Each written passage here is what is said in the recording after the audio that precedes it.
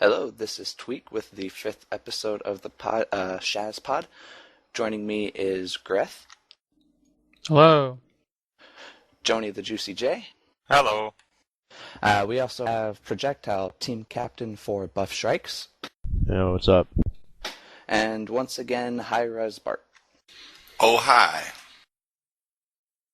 So figured just to get started with it, let's start with some of the basic, what you guys thought of the matches that we've seen so far, starting with Projectile, and then everyone can kind of add in from where they see fit. Alright, all of them? Just the one you played in specifically with your most Okay, experience. I didn't watch the Euros. I don't watch Euros play, but,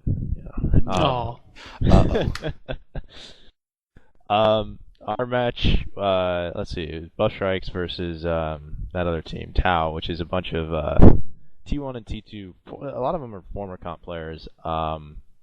Most of our team actually is from Stack and Hack, which is a Tribes 2 classic 7-man team when we've been around for years, mostly at number 1. But we have most of the best players in Tribes 2 on our team.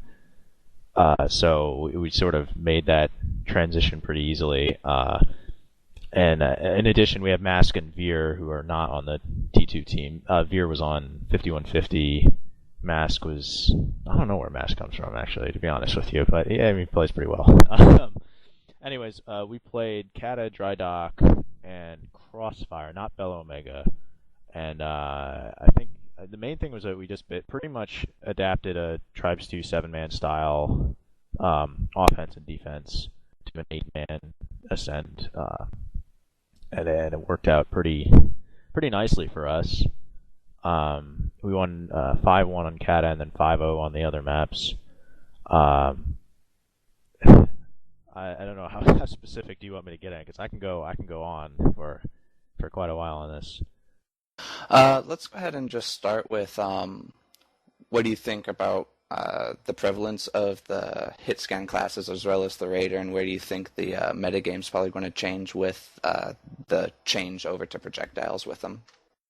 I don't think it'll change that much.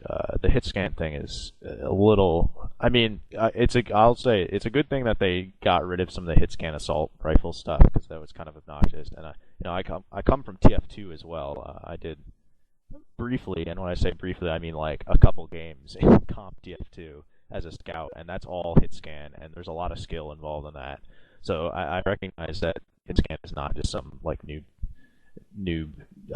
thing in FPS games, but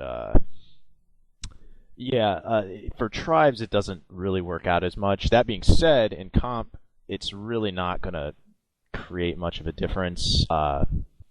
People are going to kill you. Good players are going to kill you no matter what weapons they're using, projectile or hit scan. In fact, the projectile has a little bit more skill ceiling, but they're also probably a little bit more dangerous when people actually get good with them. So it might actually make it a little harder for, as well as, I'm thinking in terms of like a capper versus defense, but also dueling, there's probably a little bit more lethality, at least from what I've tested so far. I'm not thorough on that, but...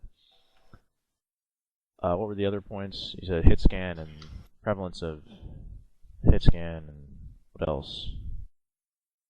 Oh, well, that's fine for now. We'll go ahead and move to Bart and say, what do you think was the final straw for the removal of the hit scan, Bart, and why? What was the decision point that really made the change? To be honest, we kind of tried it in a bunch of different ways. There's some things about removing hit scan from the game that are kind of obvious with that. Obviously, those guns do become harder to use kind of across the board. So that was really a decision of, is the player base going to be able to deal with it?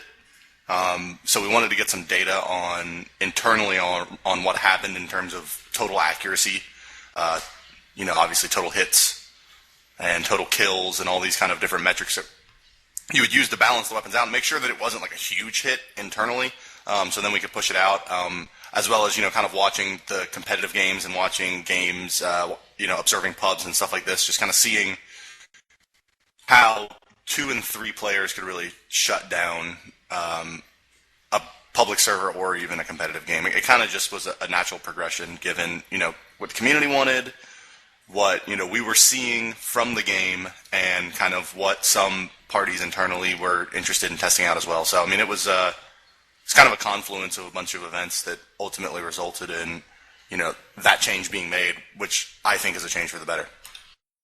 Yeah, because in the previous patch, you already changed the automatic rifle to the Ranger, where it would be a little bit more random, which kind of fueled the fire on the forums, let's say, increasing the randomness of it.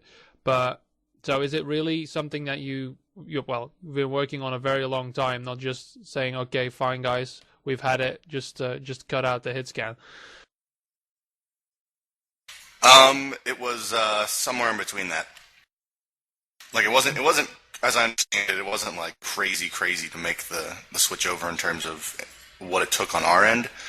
It was more of wanting to make sure that we were making, all of the choices and all of the decisions, not in a vacuum, that it wasn't just like, okay, we read the forums and we see, what the community is saying, and we have all these arguments and, we discuss them, and then, okay, let's also talk to some external sources, let's, test it internally. It was just a bunch of things. It was more of a kind of design process more than it was a tech process that, resulted in when it got changed. Yeah, all those weapons seem to share a lot of similarities to the NJ4. Even the infiltrator pistol, at least from when I was testing, so it's not too hard to just port that stuff over, presumably. Right, yeah. So there was the weapons like the NJ4 and the pistol for the infiltrator that, both were already using that system, so it wasn't, necessarily from scratch. All right, that's really nice. So what about balance in the game between offense and defense? Where do you think it stands? Do you think anyone has a clear advantage? And what about changing it to make it so perhaps they are more balanced if you view them as imbalanced? Sentinels, holy crap. I agree. Actually, ironically, Sentinels are probably a little too... It's not that they're too powerful, it's that it's too easy to get good with them. There's way too many people that are not great shots that are just like nailing people with Sentinels. But ironically though, yeah, the good offenses can deal with them just fine. In fact, buffshrikes has a few things that we can do to just completely annihilate sniper defenses. We did a little bit of it against Tau, but we've been messing around with a few more things that are really just going to take them out of the game a lot. At least the way people are playing them now. I'm not saying they're going to be still very effective and annoying. But...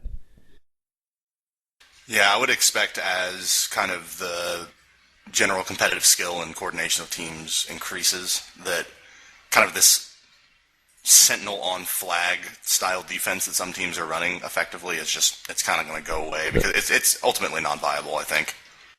It'll still be viable. They'll just have to change their positioning and how they approach defense in general. Like, I know some ways to make it more effective that people aren't doing yet, but I'm not privy to really share them with. I don't want people being more effective with them. My main issue is the skill ceiling on it is just too low right now. Or the skill floor, skill floor or skill ceiling, one of them. It's too easy to get good with it, basically. To be effective with them. You should, if there's one thing I've learned from playing lots and lots of FPS games over the years and with competitive players, it's that no matter what you do to gimp a sniper rifle, there's always going to be like 3 guys out there that are fucking ridiculous with it, and it doesn't matter like what you do to nerf it, they're just going to own people with it. I think I don't think it actually needs a nerf, but for now, as you said, it's too easy to get good or decent with it, so I think the weapon is too forgiving at the moment. It allows a sniper to place far too many shots, and even if you miss your first fully charged shot, you can still rain down many extra lasers. It is, at the moment, I'd prefer to go more towards the old style, not per se the energy base, but a lot lower fire rate with higher damage. Not high enough to kill a light, but a lower fire rate would be a big nerf towards like the ease of use. one of the things that I think gets overlooked by people that maybe were not as deeply involved in T2 or T1 is that the laser rifle, the charge mechanic in T1, T2, it worked a lot differently. So like you had, it would when it's fully charged, it does however much damage it does fully charged, and then as soon as you drop off from that full charge, it drops significantly. So it really punishes you for not having a complete full charge on it.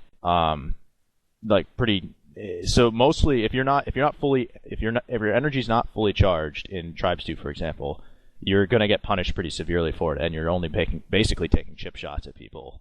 So yeah, anything under half was basically trivial. Well, even under full, as soon as you drop from under full, it drops significantly.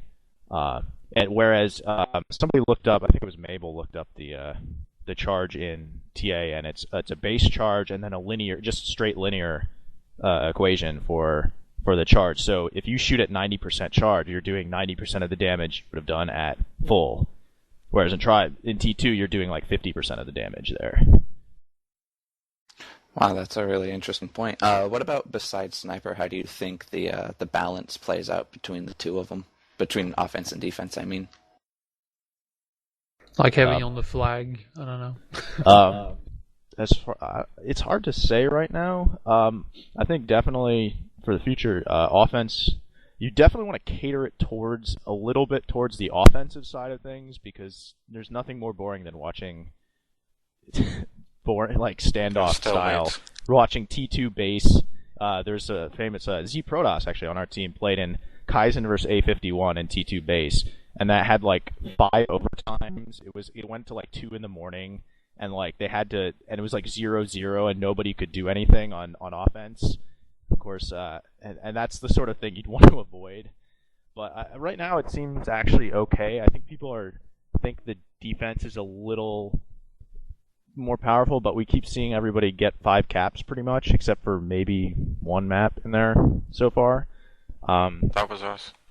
Yeah, probably one of the Euros, of course, messing up things for the rest of us. But right now it seems okay. Until something totally drastic, somebody comes up with the 2 tank, 2 Shrike defense that is impenetrable to everything. And we haven't really seen teams destack yet. What if they run 7 guys on defense and just like, is that possible to like get through? Or it's hard to say. But right now it's sitting okay for the time being. But like I said, they should cater it a little bit. Not overwhelmingly towards, but a little bit towards the offense to make things a little faster paced. Scramblers. I think honestly we're too much stacked towards offense at the moment, especially after the last patch where the reach perk came into play, and being a effective heavy on flag became a lot harder. Yeah, that's kind of my point that I wanted to really make. I'm gonna have to disagree with you on this one, having tried to cap against Veer after the reach perk, and it still doesn't work. It's just Veer's good. He's doing what you should do as a Hoff, so it doesn't really change much, because once you hit the higher speed, you can't really airstrafe that much anyway. So he just sees where you come in, body blocks you anyway. Jump up and body block you. I was actually gonna. Well, he comes out to body block. That's the difference. So he doesn't just stand there. I was actually going to say the skiing has been foobarred. I don't know what the hell is that. Yeah. That's, I think, actually hurting the offense. I actually don't know what's going on with the skiing. They took out the skipping bug or whatever, and it slowed way down to a point that's actually a little too slow. They really should speed it up, and this is like a big point. I don't think this happened due to the removal of that skipping bug. It was... Well, it originally did. Yeah, there's more than one thing that's happened. The skipping bug allowed us to go over 400 on flat ground, though, and I know, it was great. I loved it. I loved liked it that. too, but I'm a Pathfinder, so, Yeah, it wasn't necessarily the speed that the game was playing at with the bug, it was just that you could accelerate on flat ground, which is kind of intuitive. I'm not in love with a bug. I'm just saying you should be able to hit over 300 on a route. I agree. When people get better, you're going to find that these like 250 routes that you're sort of capping out at right now. Now people do get like 300, but it's deceptive because it's not 300 in the horizontal vector. It's 300 at like a diagonal vector, and really the horizontal is what you're concerned about. And like when people get better at chasing and all this stuff, that's going to be insufficient. You really want to increase the high end amount you can ski. Right now, that's like a big issue. And of course, the latest patch did something else to it, and it's even slower than it was before. So hopefully they iron that out. Testing all day to try and get my original speeds back, and I honestly think, I don't know, maybe Bart, you could enlighten us if this has already been talked about among the staff. Yeah, there's some weirdness going on. It has to do with tracking down a bug that was preventing people from jumping at high speeds. So it's all kind of interrelated, and we're going to smooth it out. It's just not this last patch. Oh, okay. At least you guys are on it. I mean, that's what I want to know. At least yeah, we're definitely aware of it. Yeah, there's definitely some weirdness going on with skiing, and it's just strange. One of the things that I wanted to bring up with you guys and kind of see what you thought about it is kind of the underrepresentedness of scramblers as a class. I personally think it's really, really strong for both on-flag defense as well as capping. Just kind of wanted to get your opinions on that. I think the scrambler is new soldier. Honestly, I've been playing it since the patch because I've been focusing less on speed and more on the Scrambler's awesome buff. And the buff it makes using the Arcsbuster as a ground splash weapon actually viable instead of shooting it on the ground and seeing your enemies look at the round and then walk off it. But overall it's still harder to use than any other medium in my opinion, and very rewarding. Getting stickies on someone's face while they're flying past you is just amazing to see them explode in the distance. Yeah, and also the whiteout grenades now actually you can really easily use them as a Kong jump, which is probably Johnny actually thought I was insane when I suggested a scrambler as a kappa, but I think he's actually gone to turn around on that point. I still don't think so, because there's a chance with flashbang jumping that you blind yourself instead of jumping. So yeah, there's always a chance, but then you suck. Sorry. On the Blood Eagle back to front route on Dry Dock, I capped out 9 seconds in the scrambler. Oh, that's nice. There you go. I mean, obviously there's no sentinels on the other team. Yeah, that's right. No, I blinded the one before I crested over the hill and got LOS'd on him. But I mean, I've been running him as a capper and as a flag defender in pubs recently, and it's been really effective for me, especially as a heavy on or like a medium on flag with super heavy. You can lay down in their general vector. You can go for the body block, but also then have behind you, especially on like Catabatic and stuff. Those sticky grenades that it shoots are just going to wreck any carrier that's coming in light, and it's going to severely damage a medium. I still think is amazing. I still think the class is generally useless. I mean, you could throw all the sticky grenades you want. I'm just going to kill you with an AR in half a second. I think I did that to Bart a couple times last night. I don't really care what the problem is not necessarily that the Arcsbuster or Burster or whatever it's called is terrible, although I think it is. Even if you could get it to work, it doesn't. The opportunity cost is that you're not using an NJ4 or something, which just annihilates people when you're good with it.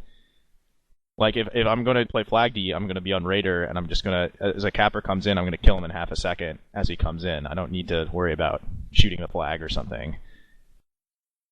I'd also like to point out some other things with the Scrambler I've been noticing since I've been using it for like 2 days straight. The grenades, when you stick them on vehicles, strikes for example, if they're moving, the sticked grenade just disappears and doesn't explode. Same goes for fast-moving mid-air stickies. I've seen 1 explode and 2 just disappear. That happens on a regular basis. And on top of that, I want my mid-air sticky accolade. That's really missing. I mean, I've had so many beautiful mid-air stickies, and they don't notice because they just, they land and explode later. I want my E-fame for it. There's nothing worse than flying and then having a sticky literally fill your entire view. Oh, man. That's pretty rough. Man, where are you playing against all these scramblers? I just kill all of them. Yeah. It's definitely not the strongest dueling class, I would say. Okay, maybe it's because I just sit mid-field and attack people. That haven't noticed you yet. the burst damage is really, really extraordinarily high on that class with the Arcsbuster. I believe it's 1800 for a full burst. It might be more than that, actually. It's enough to kill a medium before they even turn around to meet you. So, in certain situations, I find a Scrambler more powerful than any other medium, but in dueling situations, you sort of have to rely on your pistol. He's also probably the strongest anti-vehicle class outside of a very, very, very good infiltrator with lots of sticky grenades. Or a Sentinel if you're talking about Shrikes. Once again, the Sentinel pops up. Right, yeah, that change to letting, so that, is another thing kind of to talk about, is that the idea that more damage types can hit, armored targets now. Pistols still aren't going to do a lot of damage to tanks. Yeah, it's just the Shrike's armor. Because the tank, the Sentinels can do shit to a tank, basically. Yeah, I don't know, I haven't really, experienced too much of that being a huge issue, but of course I'm also not a high-level Shrike pilot, so I'd be interested in hearing what, kind of Ver and Z-Protoss and all those guys think about it. I think they think it's a buff, because they're still not going to kill their Shrike. More people just waste time trying to hit them. Yeah, no, they just have more health now. It's if you come from Tribes 2, first of all, the Shrike in Tribes 2 was awesome, and it was still overpowered, even though with people being able to fight back a little bit more. The way you deal with a Shrike in T2 is burst damage. It's mind disking usually, chain gunning sometimes, but chain gunning basically prevents it from just hovering around shooting you. But if they're trying to ram you or something, the mind disc just instantly kills it, and it's actually pretty tricky to hit those. A lot of people are really awful at it, and even then the thing was overpowered. But it's the burst damage. It's the fact that when they go for a ram, there's a potential that you can one shot kill them. That's really what balances the Shrike, at least in Tribes 2, and it's pretty similar in this. Like, when they come at me to ram, I can't deal 4,800 damage to the Shrike. They're just going to kill me. Right. In fact, I mean, I have to develop cap routes that are specifically designed to deal with Shrikes, and it's kind of irritating. It's like they have a Shrike, all of a sudden I only have 2 cap routes that are really viable if they're any good at it. And if you're playing against Veer, they're still not viable at all, because he just hits you before you even grab or something. Yeah, I mean, that's just kind of annoying, but on my official position as captain of Buff Shrikes, I'm going to have to say that they're a little too weak, and you probably need to buff them harder. Disregard everything you just said and buff them. Yeah, exactly. So Bart, one of the things that I'm sure you've seen a lot of the hullabaloo in the forums right now is this particular implementation of inheritance. Was this just kind of a quick get the inheritance out there type of patch, and does it plan on being changed, or what are your takes on this form of inheritance? Well, I mean, nothing is really sacred. I think that our development process has kind of showed that, across it. And the only thing that, has really stayed since early alpha has been, kind of loadouts and the main-hand, offhand system. Everything else has kind of been, systems-wise, like this, has been iterated on pretty heavily. So I think where it is right now is definitely not where it's going to end. We've been testing some things, even just this last week, slight tweaks to it, but I think that the 100% forward feels really good. 100% in all directions kind of feels bad because you shoot backwards and it just stops that whole thing. So with that as kind of like a baseline, trying to basically deciding how it plays out in all the different directions was something that that the lead programmers and designers and producers and stuff kind of came up with and through feedback. I think where it landed is okay. I think it definitely still needs some tweaking though. I'm kind of in favor personally of more of letting people dictate that themselves. I'm still really trying to figure out. I'm still in my head trying to figure out the case in which that breaks the game when someone can set 100% inheritance to the side and to the front versus someone who's playing it at stock or elect something smaller. So I think there's definitely still some versions and some iterations you'll see coming out around projectile inheritance. I think we just like to test them out ourselves. I think that's a big issue.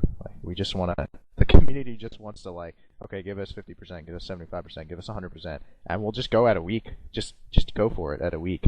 I think that's what a lot of the frustration stems from, because, and a lot of us, who are used to it, think, whatever the Tribes 2.1 was set at, we're used to that, and it works really well. It works better than the current setups, because of, there's just natural limitations to having 20% inheritance when you're strafing, when you're not looking in the direction you're traveling, and that happens all the time. There's all sorts of angles you have to shoot cappers at, and with 20% inheritance, it becomes impractical to do stuff. That's right. While you're chasing. When I've tested it, but when you go significantly more, it becomes almost impossible to hit a stationary target while moving. So that's kind of some of the concerns that we had around very high projectile inheritance in directions you're not traveling. But I agree that, this is the kind of thing that at this point, for me, it makes a lot of sense to, try to find a vector in which I can, clear up a server or something that I can adjust that value on. Maybe this is kind of part of that custom server arc where I get all those server flags in for you guys so we can really start doing the pickup games and scrims that everyone really wants. But, I don't see any reason not to test it thoroughly, I guess, is what I'm trying to say here. And part of that's going to be bringing in more than just internal testing to really find that sweet spot. Yes, more than internal testing. I agree strongly. And I think, you mentioned that hitting a standing still target was a lot more difficult, especially when it comes to chasing people down, because a lot of the game will revolve around not hitting moving targets. I think it would be good to maybe, like you said, just test and figure out some of the other options. Yeah, because standing still targets basically base turrets and generators and sentinels. That's right. Or, kind of like area denial stuff. Like if I'm going very fast in a juggernaut and I kind of ski past an enemy base and I want to drop a mortar inside their door, it can get pretty difficult at high inheritance. But there's nobody going to be in that door. Speaking of mortars, what's your position on the midair? Are we ever going to see it for the Tribes Ascend mortar, or is there a reason that we don't have it yet? I think that fuse time just needs to be altered until it feels right. I don't know that necessarily need to say okay, I hit somebody in the air, I should explode on contact. I think it's more of just the fuse needs to be adjusted to where most of the time when you hit someone in the air, it blows up. Can it actually happen? Because I spent a while trying to get mid-airs, and I had a lot of those moments where a mortar either got stuck on them and fell to the ground and exploded halfway, or bounced off, but I never actually managed to make it explode in the air. It can happen. If you bounce it off an object and force the fuse to, the explosion timer to start early, then it works for me, but haven't been able to otherwise. And I've been really missing it. I've actually not seen any at all. It's pretty difficult. That definitely I think is pretty obvious. Would kind of need to work eventually. I think right now it's that the fuse time is just too long for it to happen consistently. Okay. Let's see. Greth, do you have any other questions that you think might need to be answered? I was hoping you still had some. I'm still thinking of some. No, maybe something else that, is maybe not a fair question to ask, but maybe because of the speed at which the patches are going. Because right now, a lot of people are complaining about stability of the servers. The skiing bug that's still in there, slowing everyone down. I've had a couple of map loading crashes again. Maybe you should have waited a day or something, because right when the patch was released, you had to release yet another patch. But maybe, I don't know. It is, of course, a beta, but a lot of people have asked the question, so could you maybe have waited a day and fixed some of the stability issues before letting everyone crash 50 times in a row? I doubt it on that. Generally it's not one of those things where it's like one day makes a big difference in terms of kind of systems and netcode and all that kind of stuff. That is just an ongoing process of kind of optimizing both the game for lower end machines as well as at the same time in parallel optimizing the net side of it and figuring out, server hubs and all this fun stuff, kind of where that project is going. So I don't know that necessarily that there was like a, if we had waited 6 hours, 12 hours, 24 hours, another week, that there would have been a big difference. It was probably just, implementing a new piece of what ultimately will make everything better, and there were some unforeseen consequences. Yeah, so basically these builds are the least crashy we have, just throw them in. I'm sorry? The builds that are least crashy on all the subjects, just throw them into the servers and see what happens. We test them. We test them a good bit internally, but you miss things. So they go up, and then the worst news is that, or the best news for the worst situation is that there's another patch no more than 4 days away now. So what's on it? Give us a sneak peek. I don't know specifically what's getting in this patch. I mean, I know there'll be like specifically what I handle. There'll be more UI stuff going in for Spectator, which is pretty cool for me. Are we getting first person yet? That is actually that's not like we are just holding that because we're the evil overlord. That actually we're working towards getting that to function properly. It's really wonky. I've that's good. personally seen problems in a lot of games that were in testing phases where third-person spectating was fine, and in first-person, every single perspective and view model would just not work whatsoever. Yeah, it has to do with how games as games deal with what the client sees in first person versus what everyone sees in third person. All right, Johnny, you still had a question? Yeah, I just had one little note on the inheritance talk we just had. I know this is not up to you to just say, hey guys, let's throw this into the next patch, but I was thinking, since you're saying that a lot of testing will be required for this, how about giving us one version for a week where we have 3 slider bars for inheritance in all 3 dimensions? And just let us test like crazy. Yeah, I mean, that's a good idea. I'll have to kind of see where we are with... I mean, it may be something like a test server that you can log into where we'll adjust them day over day, or is it we give the users controls? I don't really know how that happens, but when that arc for potentially readjusting inheritance and, when we want to discuss that specific change again, I'll definitely bring up kind of these ideas, this kind of feedback I think would be very helpful.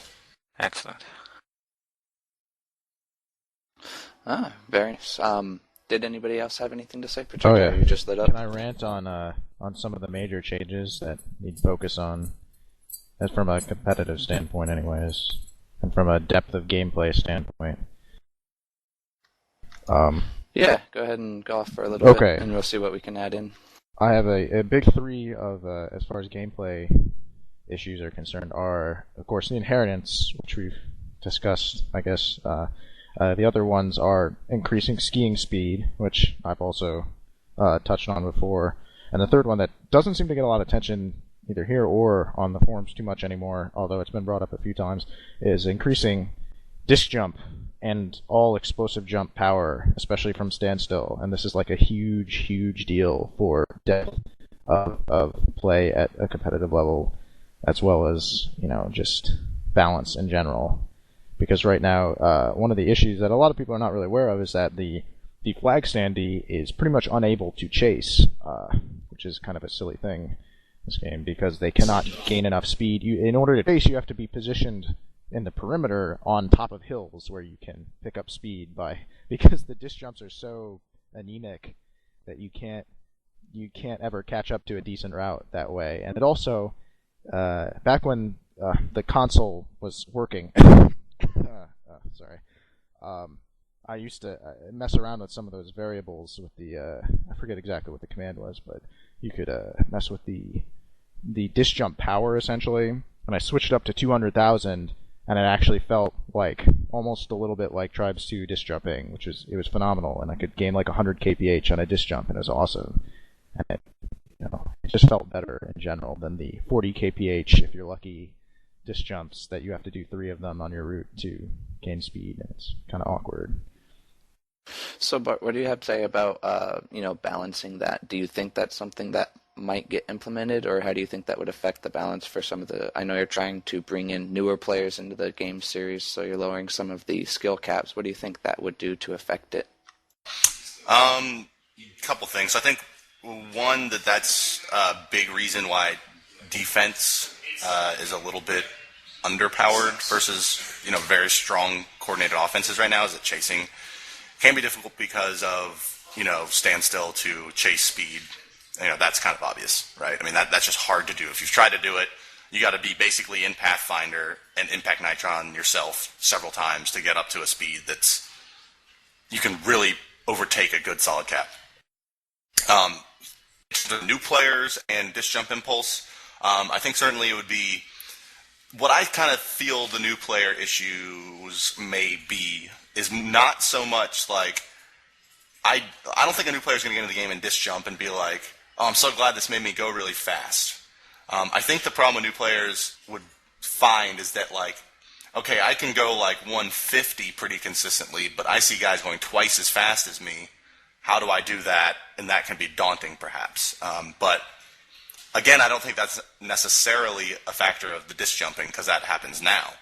I think that to alleviate the problem of many players not feeling like they can get enough out of a disc jump, in the next patch there'll be some new additions that will address that. I can't really... We're talking like a perk or like a something... I can't really get into the specifics right now, but there will be things that will adjust that. Here first. It's a... Quadruple impulse, please. Oh yeah, and the other thing, big deal. Darkstrand wanted me to bring this up, and if you don't know Darkstrand, he's probably the top Tribes 2 dueler of all time. He's also on Stack and Hack and buffshrikes and all that. So he knows his weapon combat inside and out. Very good player, and he really dislikes the weapon switch speed. I saw him spamming that in the server last night. Well, it was actually what I was going to bring something up about that too. And I agree. I'm also a very good Tribes 2 dueler, and what I can tell you is that in Tribes 2, this is how it works. In Tribes 1, I believe as well. TV had a whole different system that was, I think, instant switch, anyways. But Tribes 2, the weapon switch time is based around the reload of the weapon. You have to wait for the weapon to reload before you switch. So a chain gun, you can switch between that and the disc really quickly, but the disc you gotta wait to it to reload to switch a chain gun. There's actually a cool thing in Tribes 2 where if you toss the weapon, you can instantly switch to the other one. So you see good duelers in Tribes 2 will shoot a disc and immediately throw it on the ground and switch to chain gun and try to hose them down, because otherwise they can get killed before the disc even reloads, and that becomes an issue. But in this game, it's like when you duel someone, I just pull out the assault rifle and I basically never switch to the thumper because by the time I switch, I've lost so much DPS on the assault rifle that there's no reason to switch to it. And then of course when you duel people that are better too, they can see your guy switch and stop shooting, and they'll just touch down on the ground and pop back up again, and then you have to slowly switch back to your assault rifle. And it's just like why even bother having another weapon if the optimal solution is just pull out the AR and never stop shooting with it against good players anyways that know what how to control jets and terrain and stuff. I think it's not just the weapon switch that's a problem here. I also think that the passive reload, which is 6 seconds at the moment, is too long. Especially for classes like, for example, the Juggernaut. You just can't afford to switch before you've reloaded, because otherwise you'll always end up in a situation where you switch back to your weapon and still have to reload. Yeah, I think a lot of Juggernauts and even a Brute have come very close to suicide with that issue. I think go ahead, Chico. I'm just saying, it might seem like sort of an inconvenience issue to some people, but when you come from like a competitive background, these little things actually increase the combat depth by like a significant amount, because controlling weapon switches and terrain and that kind of stuff, and having choices and that kind of thing in terms of weapon switching and when to do it. And it makes these little subtle differences make a huge difference in the terms of depth of combat, and they increase the skill ceiling and stuff. So I think it's more important than some people realize. Yeah, I think there's some things there. Like, I mean, I think like right now it's not necessarily more advantageous to like mid-air someone than it is just to hose them down, which I think that's part of the weapon switching, right? It's like you have, at best maybe a 20% chance to 20 to 25% chance you always to MA go someone. For the AR. It's way right. more consistent. Even yeah, I mean, if you thumper MA someone, you're missing out on AR DPS at this point, and that's probably due at least in part to weapon switching. I mean, damage values aside. I think that reload times and weapon switch times and those kind of things, if they specifically affect only high-end play, to me that feels more like a kind of server flag for a competitive server. Some kind of like just weapon handling time float that you can be like, okay, we want to reduce it by half. That's what feels good. And then if that's part of the official quote-unquote competitive rule set, then so be it. But in terms of changing those values for all players, that would be probably something that we see more from widespread community feedback as well, that's supported by our data, kind of like how all changes get made. So if that's something that you feel is like a big sticking point, then I would suggest getting a forum thread going about it, and I'll bring it up. I think there have been several already, probably buried somewhere deep with below all the inheritance banter. Yeah, they're hidden behind the inheritance, and sentinels are overpowered, sentinels are underpowered, sentinels are overpowered threads. And the fish patch thread as well. Oh, fish patch. Who saw that one coming, eh? That's probably the most well-received change that Tribes has seen yet, the fish. Yes. It's the haven't only seen thing them that yet. forums can really get behind, I think. Oh, they're in crossfire on a few ponds here and there. Okay, is it just, can you get rid of them in graphics? Because I have crap graphic settings that I use, because I do that in every game. And I haven't Don't seen hate it on yet. the fish, man. They're just a couple of sprites. They don't hurt anyone. Just leave them alone. I think if your I think particle they should settings are low enough, they won't show up, but they'll have to be like minned out probably. They should be piranhas. If you jump in, they just kill you if you don't move fast enough. That would be really noob friendly. I endorse that. Oh yeah, if corpses It's a fall form of into it, training. they just get shreds. Yeah, that needs to be in. Write it down. You ever Yeah, play development. I think I'm gonna have a kind of a linear progression where the more people that die on crossfire maps, the larger the fish get. Have you ever, Like have you ever Big played Head mode. Giant Citizen Caputo? It's like that. Yeah, That game. You hop in the water Oh, that and, game's the great. fish just devour you. that is such a good game. You know what? Yeah, buy the IP of that and make Citizens of a Kabuto Ascent. That'll be great. It's already got. Okay. As long as it has jets and skiing, I might try it. And now Wow. we've completely ruined all the topics. Yeah, so now that that's over, did anybody else have any other sort of final thoughts that they wanted to add? I think it's actually winding down here. I do. There's fish in nighttime dry dock team deathmatch map. Really? Oh, I haven't seen goodness. any water. Oh wait. Oh, there's water. Oh yeah. Yeah, it's around the edges. Ooh. All right, everyone's has the loading up community missed this? TDM now. Oh yeah, make Tau versus Bro Eagle happen. I want to see that. Yeah. That would be interesting. We actually, this is, I guess, as good a place as any. I mean, we actually, in the last patch, we actually kind of baked in an issue with that private server that I was using. We were moving towards a better system, and it actually broke the old system. Oh, So, yeah. The old The me system having is to over there. broker everything is quite painful. So, actually, kind of have some announcements around that stuff to make. Not today, but in the next week, probably about that. But we'll have some.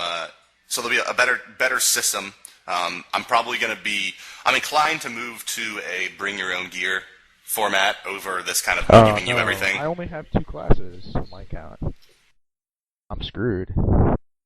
Well, show These some other support accounts. and pay the monies. No, I don't pay money for betas. It's a principle thing. When a full release happens, sure, but I pay money for Tribes. That's a principal thing. I was around for Tribes Vengeance, so I'm a little more careful with it. Yeah, you're a bit wary. I can understand that one.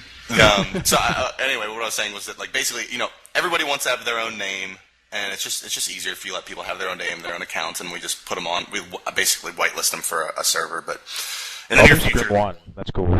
I don't mind. Okay, you can log into Scrim 1. I mean, I guess if you really want to, we probably can supply accounts, but the idea of just supplying everyone an account all the time is just... Yeah, I could. It was a lot of work and a lot of hold-ups. Most of our guys have almost everything unlocked, anyways. It's just like I don't. I honestly don't see you playing a class that you haven't practiced either.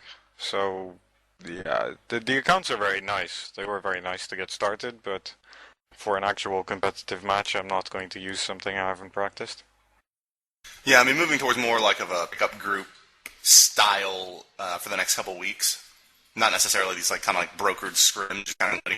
What I envision at least is to have you'll be able to sign your team up, and then you'll be able to, the captains will be able to like pick open slots, and so if two captains, so say Tau and Bro Eagle pick, they'll be like, all right, are you available Wednesday at 9 p.m. and they'll say yes we are, and then both the captains will go in and say okay, we're challenging each other, and then boom, that'll be a game. So there'll be a list of times when the server's open that you'll be able to do it, and then you'll be able to sign up for it, and then kind of I'll work more on the just general kind of overhead administrative stuff, as well as coordinating with Craig and Tweak and the kind of the caster side of it. Don't forget me. Hey, I can cast too if I get better audio stuff. I actually did some old Tribes 2 casting too.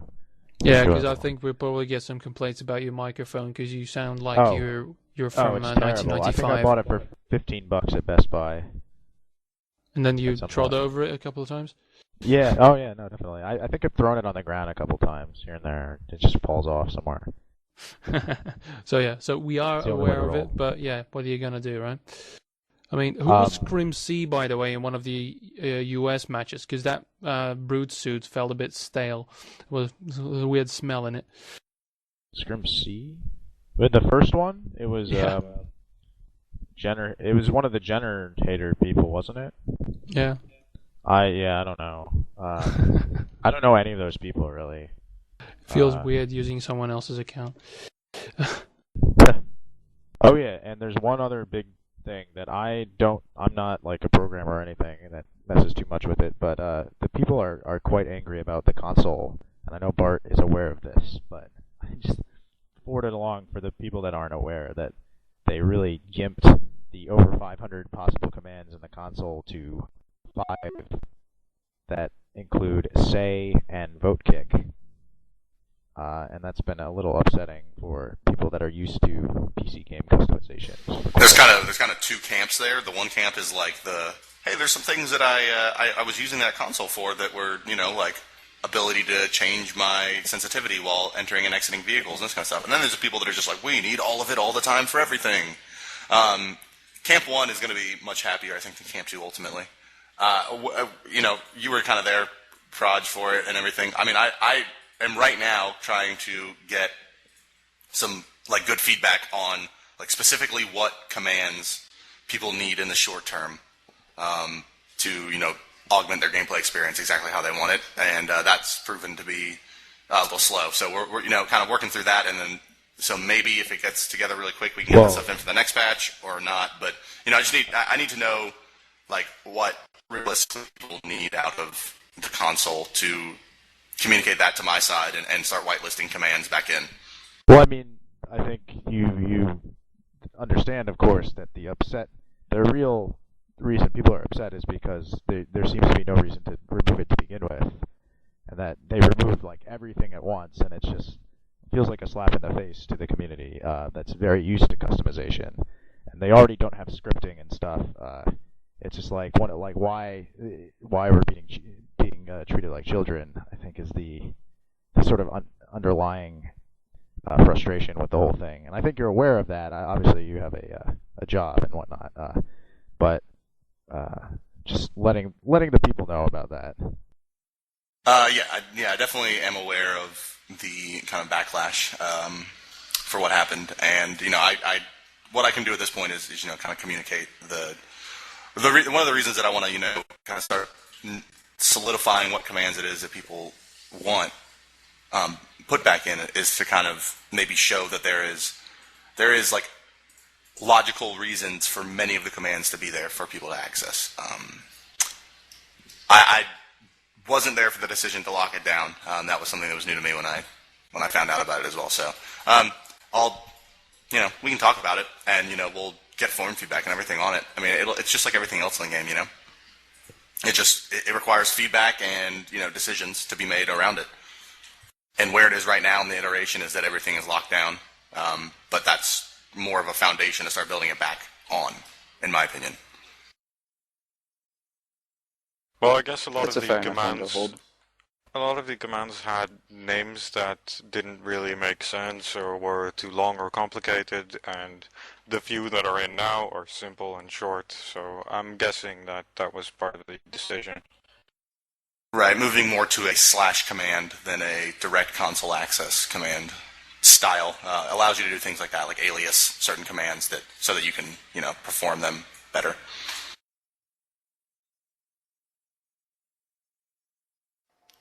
Oh, lots of really good information here. Did anybody have any other final points? No. Oh, yeah, I'd take that one as a no. Well, I'd like to say thank you, Bart. Thank you for Projectile coming on. We hope to have you on again. With a bit of mic. Bart did let me know that coming next episode we will have HiRezBart, who is the lead art designer on the podcast, so stay tuned for that, listeners. Once again, email any questions or comments you have to shazpodcast@gmail.com. Don't even know our own email address. Thanks everyone for coming out. Thanks everyone for listening. Hope everyone has a good playing experience. Oh, I got one last thing. The VOD of Live on 3 that I was on at NASL Finals is live, and you can watch me tell everyone not to llama grab. They asked me what my parting words are to have any advice for new players, and I say don't llama grab, so that's pretty funny. I got to laugh at that last night. So you alienated about 90% of new players. That's right. It's good, though. I trust that. That's awesome, though. Make sure everyone go check that out, and I'll put a link to that in the comments. Thanks, everyone, for coming out. Cool. Thank you. Cheers. Thanks. Bye-bye. And we're off. Sweet. Hey, Bart, you should hang around Tribal War more. I think I'd